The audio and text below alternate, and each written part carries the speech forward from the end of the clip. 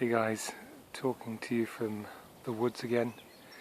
I was recently reminded of a conversation I had a couple of years back with a couple of Jehovah's Witnesses who came to my house, and we were talking about what it means to be perfect. What is it to claim that a God is perfect? And classically defined, the God of the Judeo-Christian tradition is a perfect, self-sufficient, timeless being who is by definition in the perfect state of affairs. So the question there becomes, why would perfection want to create anything, even if you could somehow get to creation for a timeless being? There is no getting from point A to point B from before creation to creation. But even if that being could get beyond that point, why would it create anything? It's completely self-sufficient. It has no lack. It has no wants. It has nothing to fulfill by creating it, by creating anything. But then even if you could make an argument for that, the question still remains, well, how does perfection lead to imperfection? Right? How does a perfect being create a state of affairs that results in imperfection, in what Christians would call the fall?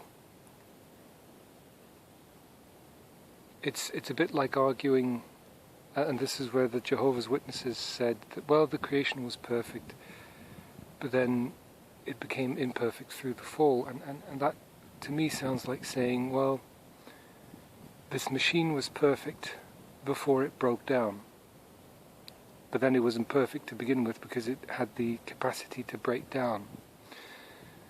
And the argument then often becomes, or the counter-argument to that is often to introduce free will, that evil is a necessary product of free will, and this being, this God, thinks free will is incredibly important.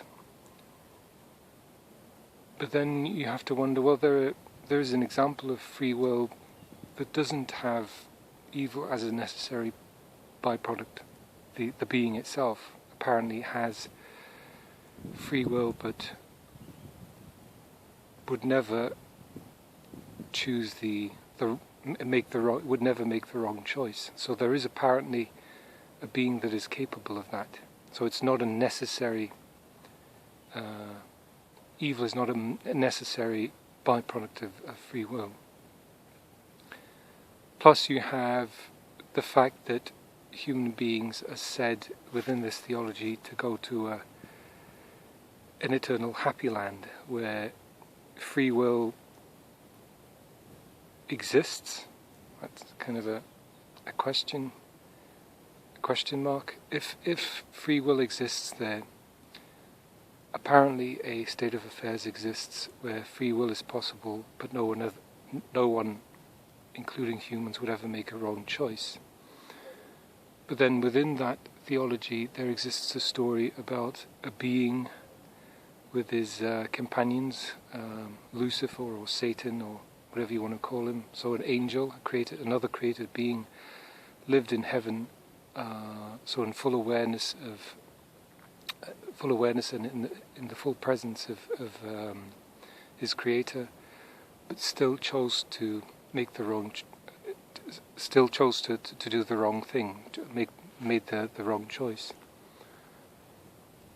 So it's riddled with all these kind of contradictions, the whole story. And yeah, if you would argue that there is no free will in heaven, then why is it so important to begin with? Why give someone something that they will then not need anymore once they get to this eternal happy land? So that's the discussion I had with these Jehovah's Witnesses. What does it mean for a perfect being to be perfect? What would motivate such a perfect being to create an imperfect state of affairs? And why is free will offered as a counter-argument when the same theology includes a